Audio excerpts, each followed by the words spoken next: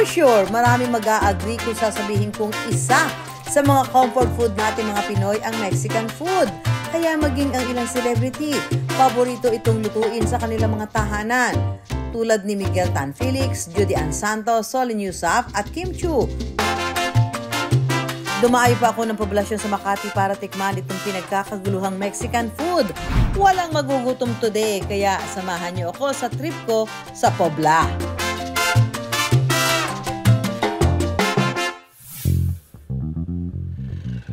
So, dito tayo ngayon sa Poblasyon Makati, ang sentro ng gimikan at kainan. Siyempre, food trip pag nandito. At magpapahuli ba naman ako? Kailangan experience natin yan. So, let's go and explore Poblasyon Makati. Sarap mag-explore ng food! First stop, kailangan ko ng pampagising na kape. Bakit na pagkain dito masarap? Sarap nito. Nakakapunta-punta ko dati dito parang mga coverage ng ano. Pero coverage lang. Pero first time ko to na ito yung parang explore mo, nakakagulat pala. Parang sarap palang tumambay dito. Ang daming kainan. Pero parang nasa ibang bansa ka, oh. Sa dami ng establishmento rito, maraming pwedeng pagpilian na gimikan o kainan.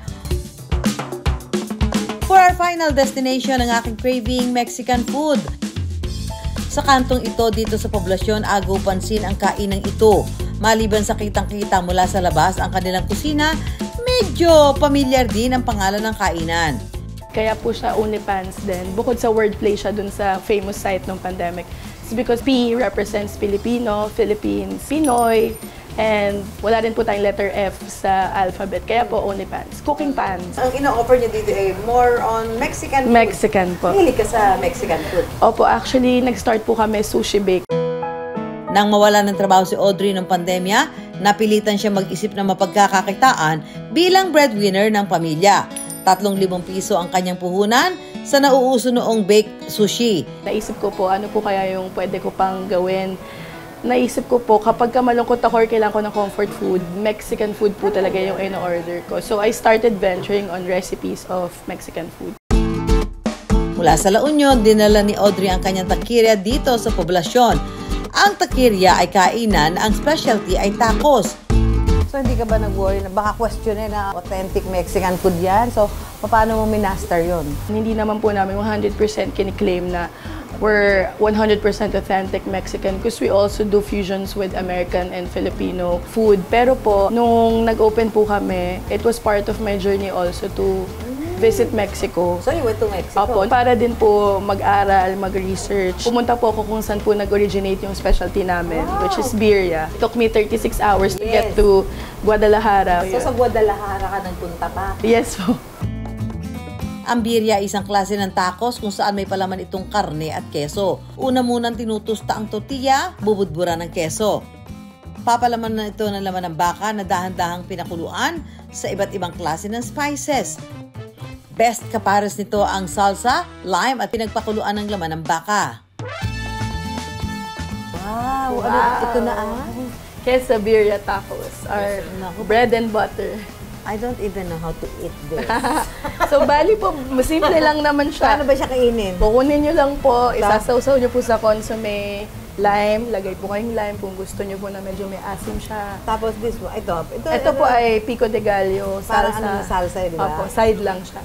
Is this cilantro? Cilantro po.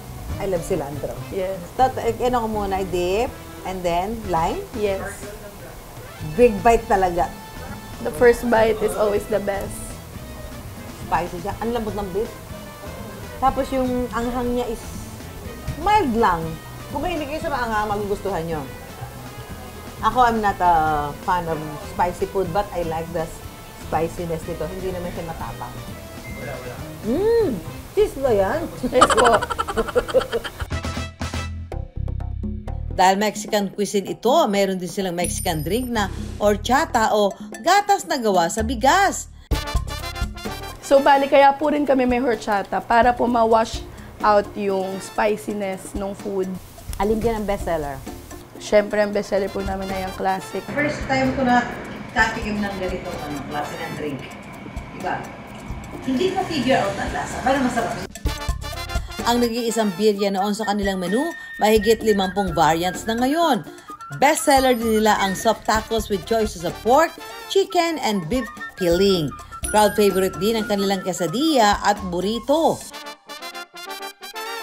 Kumusta naman ang inyong operation? Kumusta naman ang business? Naging maganda po yung journey namin. Kumbaga dahil naging unique din po yung concept namin, which is an open kitchen concept. Nakita mo lahat? Opo. It's a 12-seater space. Mabilis lang po yung turnout ng pagkain. Masarap po yung lasa niya. Yung beef po, pasok na pasok, saka yung cheese. Masarap po. Sarap po, sobra. Kasi yung cheese, sobrang cheesy, tsaka yung beef po, sarap po ng luto. So parang nasa Mexico lang kami. Overall, 10 out of 10. Bukod sa panalo sa panlasang Pinoy, ang Mexican food, patok din daw ito kahit sa mga banyaga. Ano yung mga naging challenges niya along the way? When we opened, it was so controversial to many people. Like, why is the price like that? And also the intimidation of having to be here beside all the big players. So isa po sa mga naging big challenges namin is that we were such a baby brand.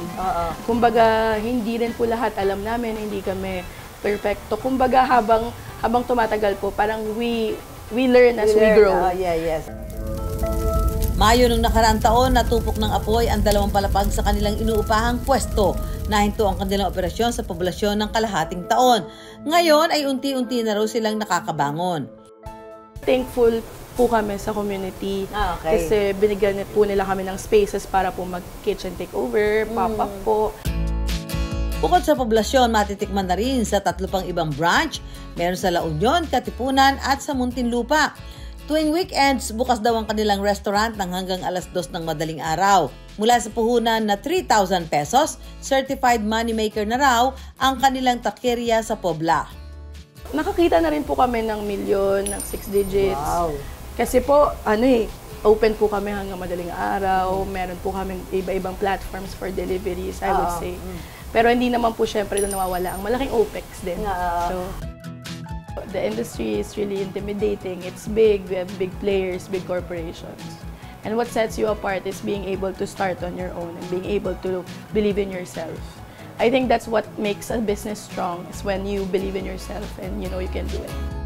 Susunod sa Pera Paraan, Kuya, romantic nobyo at negosyante. Jack of all trades yarn, ang kanyang produkto, skincare products para sa kalalakihan.